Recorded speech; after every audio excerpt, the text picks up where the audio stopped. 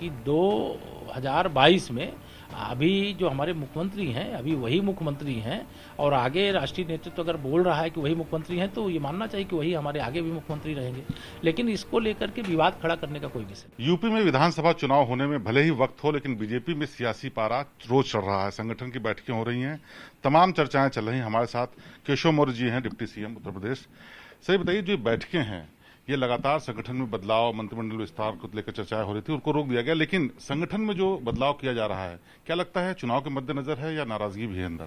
ना संगठन में कोई बदलाव किया जा रहा था, ना बदलाव किया गया है, ना मुझे जानकारी, मेरे जानकारी के हिसाब से न कोई बदलाव होने जा रहा है। अभी तो सब एक ही लक्ष्य, एक ही योजना, एक ही कार्यक्रम कि हम 2022 में सपा, बसपा, कांग्रेस और सारे विरोधी एक साथ मिलकर के लड़े, तब भी 300 से अधिक सीटें जीत करके भाजपा फिर से अपनी 2017 के विजय को दोहरावे।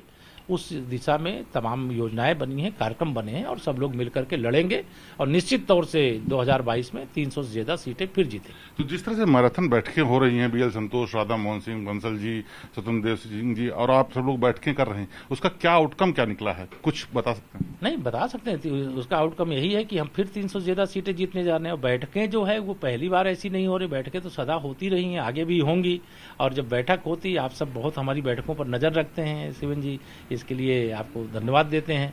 लेकिन हमारी बैठकों का एक ही लक्ष्य है कि हम उत्तर प्रदेश में सुशासन दें, हम उत्तर प्रदेश के अंदर फिर से गुंडा राज, अपराधियों का बोलबाला ना होने पावे। हम यहाँ किसानों के लिए, गरीबों के लिए, मजदूरों के लिए, नौजवानों के लिए जो अच्छा काम कर रहे हैं वो आगे भी काम होता रहे। केंद्र और प्रदेश में जो भाजपा की सरकारें हैं, दोनों सरकारों ने बहुत अच्छा काम किया है।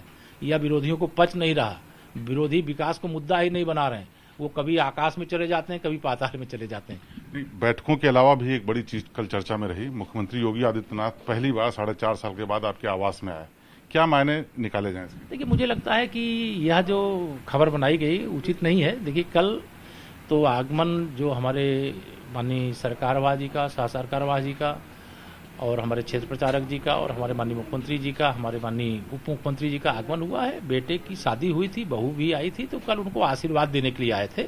और जहां तक मुख्यमंत्री जी की बात है, वो पहली बार सात कालिदास आवास जरूर आए हैं, लेकिन सुख और दुख का जब भी कोई कारण होता है तो आना जाना सबका रहता है। और जब मेरे पिताजी नहीं थे तो मुख्यमंत्री जी उस समय भी मेरे निवास सिराथू गए थे।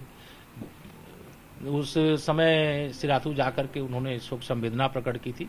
और अभी एक तरह से प्रसन्नता का समय है तो बच्चों को आशीर्वाद देने के लिए आए। ये जो बार बार चर्चा उठती है विवाद की, वो इसलिए भी उठती है क्योंकि कई बार ऐसे बयान है, आपने बताया कि केंद्रीय नेतृत्व तय करेगा कि आखिर मुख्यमंत्री कौन होगा। स्वामी प्रसाद मौर्य जी ने भी यही बात कह दी। क्या आपको लगता है कि कोई ऐसी बदलाव की भी गुंजाइश है, या फिर जैसा कहा गया है, अरुण सिंह ने भी कहा कि मुख्यमंत्री का चेहरा योगी आदित्यनाथ जी ही होंगे? देखिए, जब राष्ट्रीय स्तर का कोई नेता कुछ बोलता है ना, उसका निहितार्थ निकाला करिए। मैं केवल ये कह रहा हूं जैसे कि 2022 में अभी जो हमारे मुख्यमंत्री हैं अभी वही मुख्यमंत्री हैं और आगे राष्ट्रीय नेतृत्व अगर बोल रहा है कि वही मुख्यमंत्री हैं तो ये मानना चाहिए कि वही हमारे आगे भी मुख्यमंत्री रहेंगे। लेकिन इसको लेकर के विवाद खड़ा करने का कोई विषय नहीं। एक और सवाल, अभी तक बात हो रही थी कि शर्मा जी आने वाले थे, कयास लगाया जा रहे थे कि वो भी डिप्टी सीएम बन सकते हैं। अब एक नई जो इक्वेशन बन रही है, संजय निषाद जी, वो उन्होंने कहा कि उप मुख्यमंत्री शपथ चाहिए, कैसे देखते हैं आप इसको? भारतीय जनता पार्टी के हमारे सहयोगी मित्र हैं, दल है, और किसी की कोई बात है, किसी की अगर कोई बात है तो वो कह सकते हैं, कहना चाहिए।